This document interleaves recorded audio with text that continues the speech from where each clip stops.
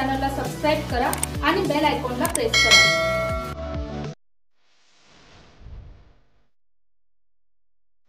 शनिवारी दिनांक 2 रोजी प्रभाग क्रमांक 5 लामखेडेमळा ओंकारनगर सदर परिसरात आनंदवन रो हाऊसचे बिल्डर जगदीश पटेल यांनी निकृष्ट कामामुळे सर्वे नंबर 155 अनधिकृतपणे ड्रेनेज लाईन सोडल्यामुळे सदर परिसरात ड्रेनेज चॉकअप होऊन रहिवाशांना नाहक मनस्ताप सहन करावा लागत आहे। बऱ्याच रहिवाशांच्या घरात गटारीचे पाणी शिरल्याने घरातील वस्तूंचे नुकसान झाले आहे। त्या संदर्भात बिल्डरकडे विचारणा केली असता त्याने महिलांना व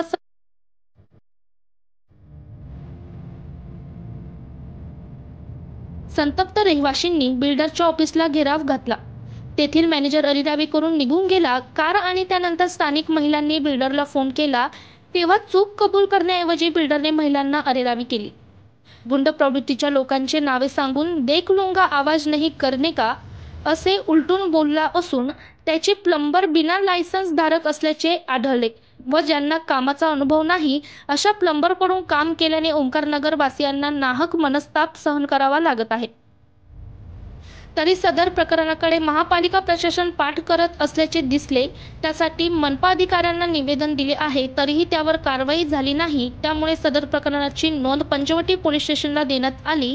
यावर प्रशासनाने लक्ष द्यावे व बिल्डरला पाठीशी घालणे टाळावे अथवा आम्ही रहिवासी सर्व मिळून टोकाची बाजू उचलू तरी आपण योग्य तो न्याय आम्हा रहिवाशींना द्यावा ही विनंती असे सांगितले। आणि कविता कुलकर्णी आणि मनसेचे हर्षल कुलकर्णी यांनी पुढाकार घेतला। स्वप्नील बोडकेसह प्रतीक्षा वसावे, स्टारलोक शक्ती न्यूज, नाशिक।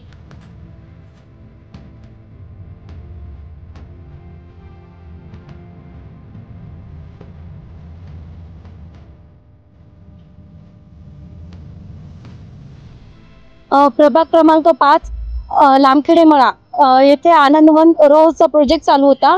तो 300 रोजचा प्रोजेक्ट आहे। तर आता काही रोज असे कंप्लीट झालेले आहेत। तिथे रहिवासी राहायला आलेले आहे। ते वर्षभरापासून राहत आहेत। त्यांची ड्रेनेज लाईन ही सेप्टिक न काढता त्यांनी आमच्या कॉमन ड्रेनेजला ते फिट केलेलं आहे। त्याच्यामुळे सगळं पाणी बाहेर वाहत आहे आणि इथे नागरिकांना खूप त्रास होत आहे। त्या गटारीचा इतका वास सुटलेला आहे की इथले सगळे लहान मुलांनाही त्याचा खूप त्रास होत आहे। 2 मिनिटंही उभं राहता येत नाहीये। बिल्डरनी याची ड्रेनेज लाईन सेफ्टी न करतात त्यांनी आमच्या कॉमन लाईनला मिक्स केलेला आहे। याचा त्रास आम्हाला खूप होत आहे। आम्ही ही ऍक्शन घेणार आहोत। आम्ही महानगरपालिका येथे पाठवलेला आहे। तर आता बिल्डर याच्यावरती आम्हाला कारवाई करायची आहे। बिल्डर म्हणतो की 300 रो हाऊस बांधलेले आहेत। त्या 300 रो हाऊसला सेप्टिक टँक बांधणं गरजेचं नाहीये असं महापालिकेने सांगितलं। आता तुम्ही सांगा, सेप्टिक टँक न बांधता कधी घरं बांधत असतात का? हे अगदी चुकीचं आहे। आणि ते सेप्टिक टँक न बांधता ते ड्रेनेज लाईनला जोडल्यामुळे सगळी घाण पूर्णपणे सगळी आमच्या दारासमोर येते आणि डास झालेले आहेत। लहान लहान मुलांना त्रास होतोय। आमच्या समोर 2 डेंग्यूचे पेशंट निघालेत। 60-70 हजार रुपये त्यांना बिल भरावं लागतंय। आमच्या आरोग्याची आम्हाला आता काळजी पडली आहे आणि बिल्डरला सांगायला गेले तर उडवाउडवीचे उत्तरं देतात का बरं? कारण त्यांना सहन नाही होत ना, आरेरावी करतात। त्यांना काही सहन करावा नाही लागत त्यांचा त्रास, आम्हाला सहन करावा लागतो। सगळं आमच्या दारासमोर अक्षरशः घाण वाहतीये आणि सेप्टिक टँक कोणालाच दिलेले नाहीये। मला हे कौतुक वाटतंय की ते सरळ सांगतात की महानगरपालिकेने सांगितलं सेप्टिक टँक बांधण्याची गरज नाहीये। हे असं कसं? हे अगदी विचित्र काम आहे। प्रशासनाने याच्यावरती लवकरात लवकर कारवाई घ्यावी। 300 रो हाऊस मधून एकाही घराला सेप्टिक टँक दिली नाही, डायरेक्ट घाण जोडली आहे गटारीला। मी अक्षय लक्ष्मण जोशी, राहणार लामखेडेमळा। आमच्या घरासमोर Anandvan row house, Patel builder Jagdish Patel Musale Borsania असे प्रोजेक्टचे नाव आहे। आनंदवन रो हाऊस येथील 310 रो हाऊसचा मोठा प्रोजेक्ट आहे। परंतु एकाही रो हाऊसला ड्रेनेजची सेप्टिक टँक नसून सगळा टोटल मैला हा पूर्ण ड्रेनेज लाईन मध्ये एका छोट्याशा मिळवलेला असल्यामुळे रस्त्यावरती तो पूर्ण मैला वाहत आहे। त्यामुळे लहान मुलांचे आरोग्य, चालताना अक्षरशः पाय त्याच्यामध्ये भरता आहे, तेच पाय आम्ही घरात घेऊन जातो आहे। सगळ्यांचे आरोग्य आणि वास इतका दुर्गंधी पसरलेले आहे।